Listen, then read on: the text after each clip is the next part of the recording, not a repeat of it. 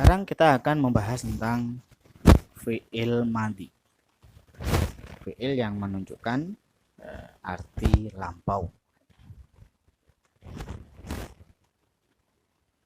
Sebutkan sini fi'il madhi, beberapa ketentuan fi'il madhi.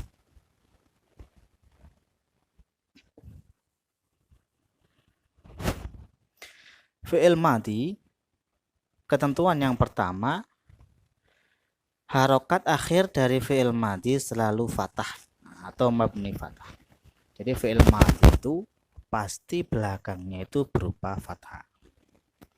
Syariba, rokoda, ghosala, masaha, irtasala, akala, nadhoro, syahada, ta'alama, qoro'a, dan seterusnya. Semua bentuk fi'il madhi itu huruf terakhirnya dibaca fathah. Itu ketentuan yang pertama. Mabni fathah. Yang kedua, keadaan fi'il madhi yang mabni fathah tersebut selama tidak bersambung dengan yang pertama dhamir rafa mutaharrik. Jadi ketentuan pertama, fi'il madhi huruf terakhirnya pasti dibaca fathah. Yang kedua, fi'il madhi huruf terakhirnya dibaca fathah selama tidak bersambung dengan satu. Jadi di fathah selama tidak bersambung dengan dhamir rafa mutaharrik.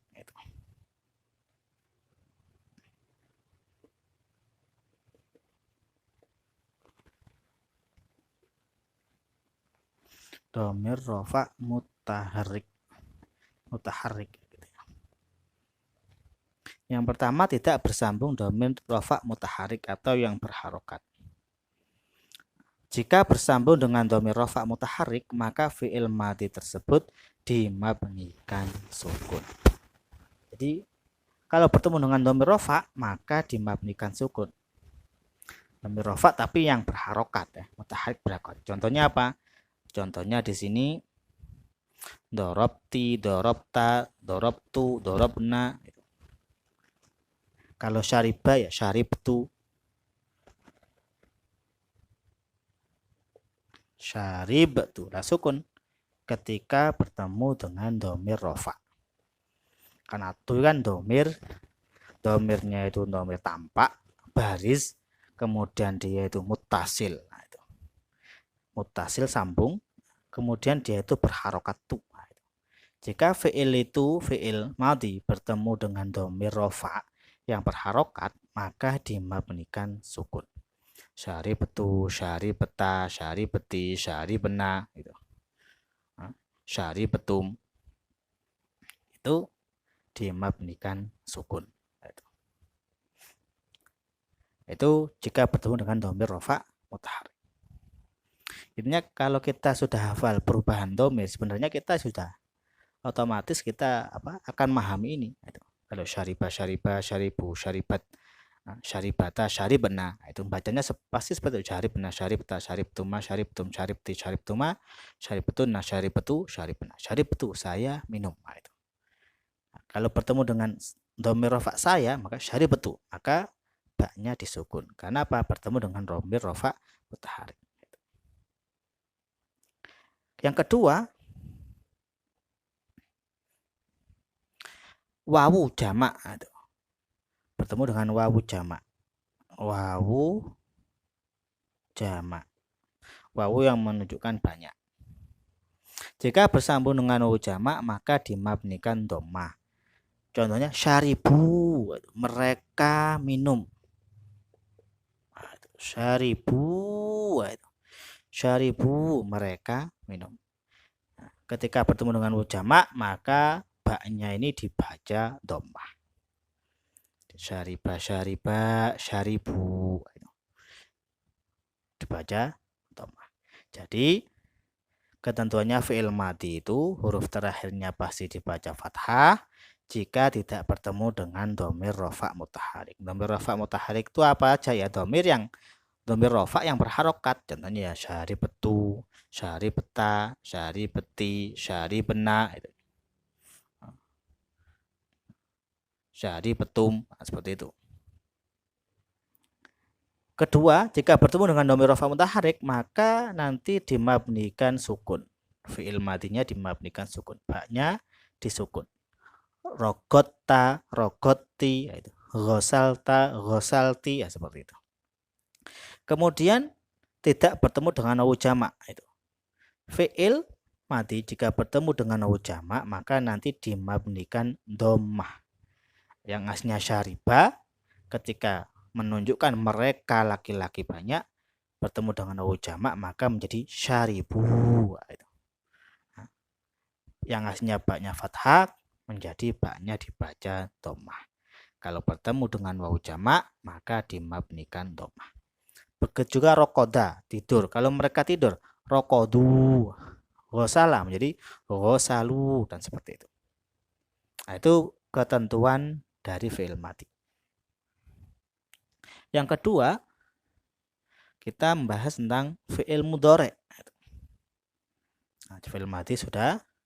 Sekarang kita membahas tentang fi'il mudhari'. Beberapa ketentuan fi'il mudhari'. Yang pertama, fi'il mudhari' yang menunjukkan salah satu dari dua zaman, yaitu sekarang dan akan, jika kemasukan huruf tanfis, sin, atau saufa, maka menunjukkan satu zaman saja, yaitu akan atau mustaqbal. Kita ketahui bahwa fi'il mudhari' ini kan mengandung dua zaman ini. Bisa diartikan sedang minum, bisa diartikan akan minum. Nah, ya melihat situasi keadaan kenyataannya. Kalau kenyataannya memang saya asyrabul qahwata, saya sedang minum, maka yang nggak bisa diartikan akan minum kan gitu. Kalau kenyataannya saya memang belum minum tapi akan minum, ketika saya bilang asyrabu, ya mau gak mau harus diartikan akan minum. Intinya untuk menunjukkan akan atau sedang, kita bisa menggunakan bentuk fi'il mudhari'. Dan fi'il mudhari' yang punya dua zaman ini, sedang atau akan, ketika kemasukan huruf tanfis itu sin atau saufa, ini namanya huruf tanfis. Jika fi'il mudhari' kemasukan huruf sin atau saufa yang aslinya mempunyai dua zaman sedang atau akan, ketika kemasukan sin dan saufa maka hanya menunjukkan akan saja. Contoh, ketika saya bilang sa'ashrobu,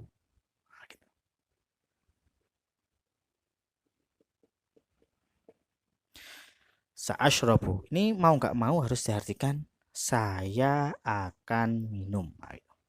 Nggak bisa diartikan saya sedang minum, nggak bisa kalau sudah kemasukan sin. Sa'ashrobu, saya akan minum. Atau saufa ashrobu, saufa ashrobu, ini juga harus diartikan saya akan minum. Jadi fi'il mudhari' yang aslinya itu mempunyai zaman sedang atau akan, ketika kemasukan sin atau saufa maka dia hanya mempunyai satu zaman saja, yaitu akan. Ketika saya bilang sa'ashrobu, saya akan minum. Ketika saya bilang sa'argudu, saya akan tidur. Ketika saya bilang sa'aghsilu atau saufa aghsilu, saya akan mencuci, dan lain sebagainya.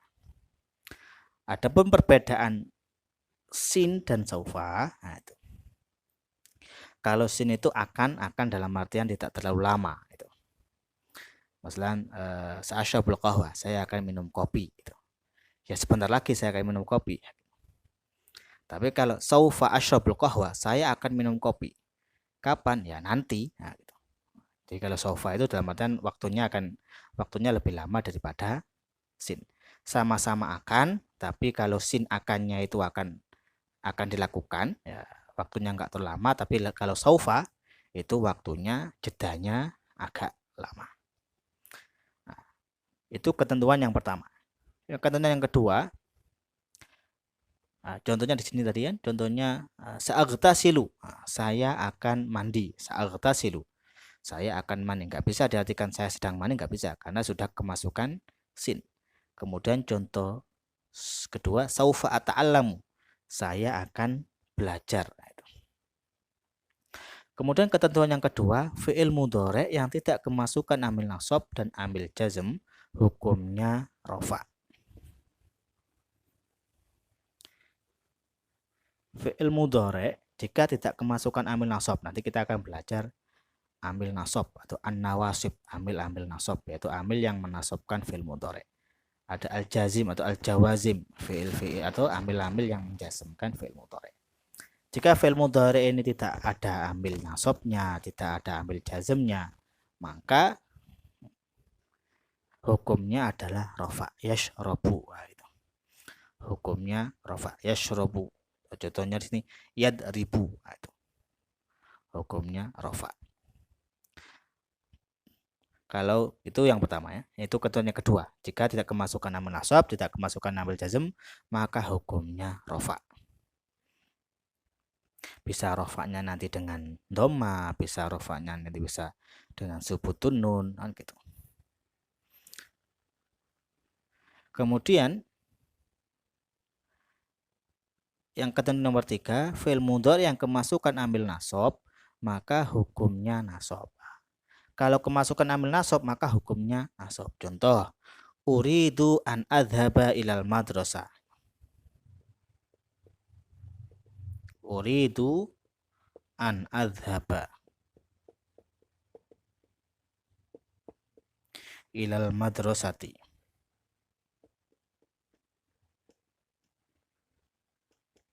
Saya ingin pergi ke sekolah. An adhaba. Saya ingin pergi ke an adhaba. Kenapa kok baca an adhaba? Karena kemasukan an. Yang mana an itu termasuk amil nasab.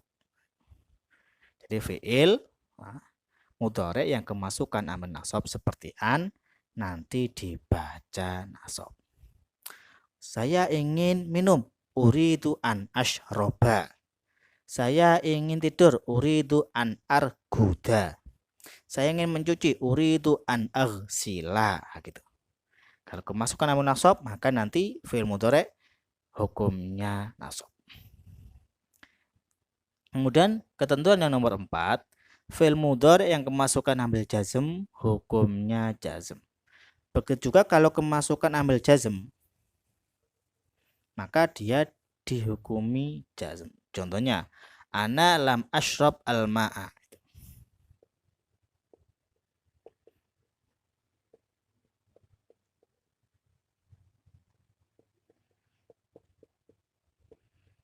Ana lam ashrab al-ma'a. Saya belum minum air. Lam ashrab.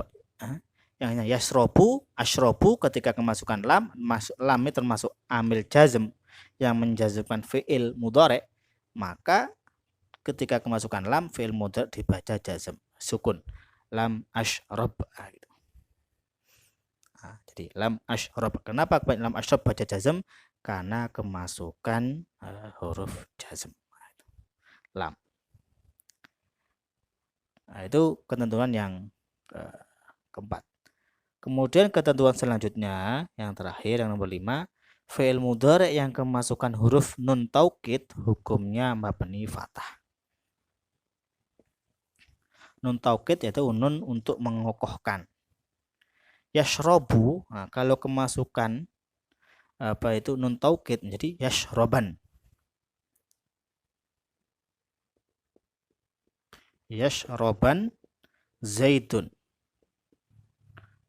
Zaid benar-benar minum. Atau contoh di sini yadriban. Yadriban.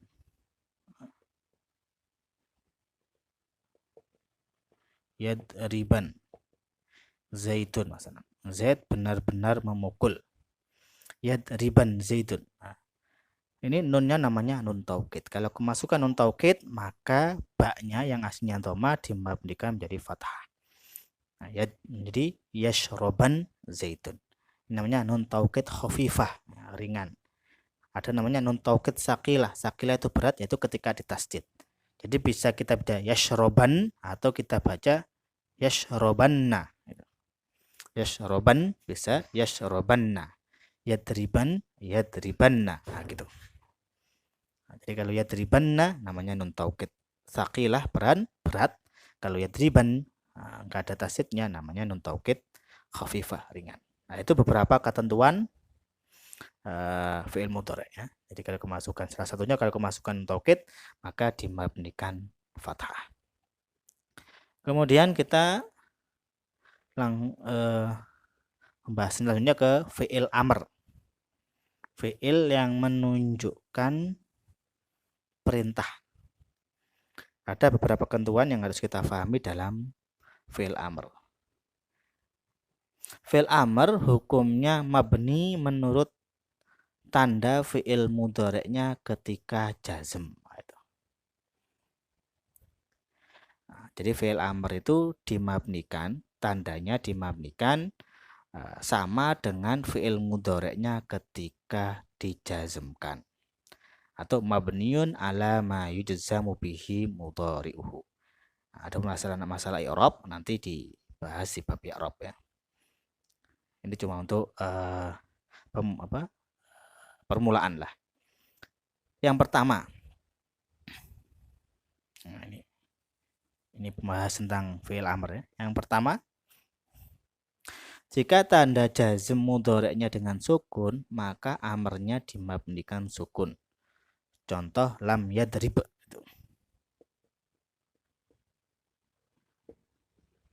Lam yadrib itu kan sukun. Nah, ketika fi'il mudhari'nya itu dijazmnya dengan sukun, maka nanti fi'il amrnya juga mabni sukun. Jadi idrib. Nah, itu. Lam yadrib. Maka ketika di fi'il amr kan di idrib mabni sukun juga. Jika tanda jazm mudhari'nya membuang nun, maka amrnya dimabnikan dengan membuang nun. Begitu juga kalau amrnya membuang nun. Nah, itu. Contohnya lam yashroba. Membuang nun itu kalau bentuknya berupa af'alul khamsah. Nah, nanti. Contohnya kalau yadribani, yadribuna, tadribani. Nah, itu tadribina itu bentuk-bentuk af'alul khamsah. Nanti tanda jazmnya dengan membuang nun. Contohnya lam yashroba, lam tashroba gitu ya. Kalian berdua belum minum. Lam tashroba. Aslinya tashrobani nah gitu. Yashrobu, yashrobani, yashrobuna, tashrobu, tashrobani, yashrobna, tashrobu, tashrobani. Nah, gitu. Tashrobani antuma. Kalian sedang atau akan minum. Kalau kalian berdua sedang atau belum minum, kalian berdua belum minum, yang aslinya tashrobani menjadi lam tashroba. Tanda jazmnya dengan membuang nun. Aslinya tashrobani, ketika kemasukan lam, maka nunnya dibuang. Nah, ketika bentuk mudhari'nya ini nunnya dibuang, kalau kita mau menyuruh orang Z sama Ahmad masalah, Z dan Ahmad, minumlah itu. Maka kita bahasanya ishroba. Ishroba gitu.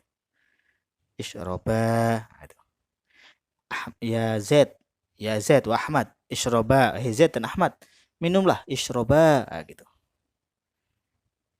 Minumlah itu. Kalau kita menyuruh dua orang.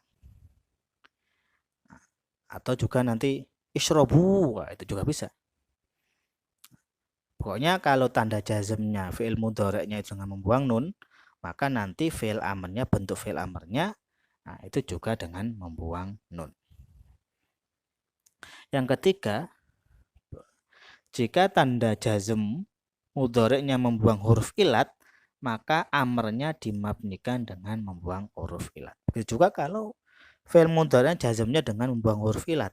Itu. Contoh di atas ini. Contohnya lam yarmi itu. Lam yarmi. Roma yarmi itu artinya melempar itu. lam yarmi zaitun masalan. Atau saya, lam yarmi zaitun. Zaid belum melempar. Lam yarmi zaitun. Zaid belum melempar. Lam yarmi zaitun al-qurrata. Zaid belum melempar bola. Kalau kita mau bilang, Zaid lemparlah itu. Zaid lemparlah. Maka menjadi irmi. Irmi itu. Lam yarmi. Yarmi ini kan bentuk aslinya kan ada yaknya. Yarmi ya gitu. Nah, huruf ilat ya ini. Yarmi. Ketika kemasukan lam, maka tanda jazmnya dengan membuang huruf ilat itu. Nah, dibuang menjadi yarmi. Nah, kemasukan lam. Nah, ketika kita bentuk fi'il amarnya gimana? Ya, sama. Ketika fi'il mudhari'nya itu tanda jazmnya dengan membuang huruf ilat, maka fi'il amarnya juga dengan membuang huruf ilat. Jadi kalau kita bilang, Z lempar bola itu. Ya Z irmi al-qurrata. Z lempar irmi. Ya, itu. Nah, itu beberapa ketentuan dari fi'il amr. Jadi fi'il amr itu dimabnikan menurut tanda fi'il mudhari'nya ketika jazm. Al-amru mabniun ala ma yujzamu bihi mudhari'u. Amr itu dimabnikan menurut tanda jazmnya fi'il mudhari'. Nah, itu berhubungan dengan amr. Adapun untuk perubahan bentuk dari fi'il di atas bisa dilihat di bab dhamir. Oleh karena itu di bab dhamir itu benar-benar harus kita hafalkan ya perubahan fi'il itu. Kalau kita hafal satu saja, maka kita bisa terapkan ke bentuk fi'il yang lainnya. Karena tanpa kita mengetahui perubahan bentuk, ya kita tidak akan bisa berbicara, tidak bisa menggunakan. Nah, ini juga ada beberapa perubahan. Hafalkan beberapa bentuk fi'il berikut. Sakata, sakata artinya diam. Sakata dia telah diam karena bentuk madi. Apa mudhari'nya? Yaskutu. Amarnya uskut. Uskut anta ya Z. Diam wahai kamu Z itu. Ya sakata yaskutu. Ada rokoda yarkudu urgud. Rokoda artinya tidur. Ana uridu an arguda fil ghurfati awalan. Saya ingin tidur di kamar terlebih dahulu. Urgud anta ya Z. Dan seterusnya. Shalla yusalli. Salli. Salat. Salli. Salli awalan fil masjid. Salat terlebih dahulu di masjid. Kemudian ada jalasa yajlisu ijlis artinya duduk. Dhahaba yadhabu idhab. Pergi. Akala yakulu kul makanah. Kul.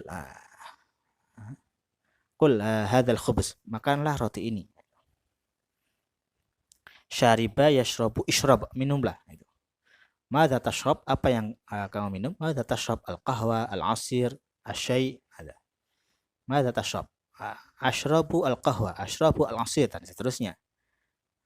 Kemudian ada ghasa ightasala mandi. Ightasala bentuk mandi, ightasala yaghtasilu ightasil. Ightasil bentuk fi'il amr, ightasil. Kalau saya telah mandi ya nanti kita pakai bentuk fi'il madi. Ightasaltu, saya telah mandi. Hal ightasalta ya Zaid? Apa kamu telah mandi wahai Zaid? Hal ightasalti ya Fatimah? Ightasalti kalau memang mukhatabnya perempuan. Nah, kemudian yang terakhir fataha yaftahu iftah artinya membuka. Iftah al-bab, iftah an-nafidah itu. Dan seterusnya. Intinya semakin banyak kosakata yang kita hafalkan dalam bahasa Arab itu akan sangat mempermudah kita dalam memahami fi'il ini. Adapun untuk perubahan masing-masing fi'il bisa dilihat di bab dhamir sama ya. Jadi perubahan dhamir dari contohnya syariba syaribu atau yashrabu yashraban ya itu harus benar-benar hafal atau berupa fi'il amr liyashrab liyashroba liyashrabu litashrab litasroba liyashrabna ishrab ishraba ishrabu ishrabi ishraba ishrabna itu juga harus dihafalkan. Intinya kalau kita sudah hafal satu saja dari perubahan dhamir itu untuk satu fi'il, maka kita bisa mengkiaskan menyamakan dengan fi'il-fi'il yang lainnya. Tinggal kita membiasakan menggunakan fi'il tersebut. Nah, itu yang berhubungan dengan masing-masing fiil, baik fiil madi, mudhari atau amr.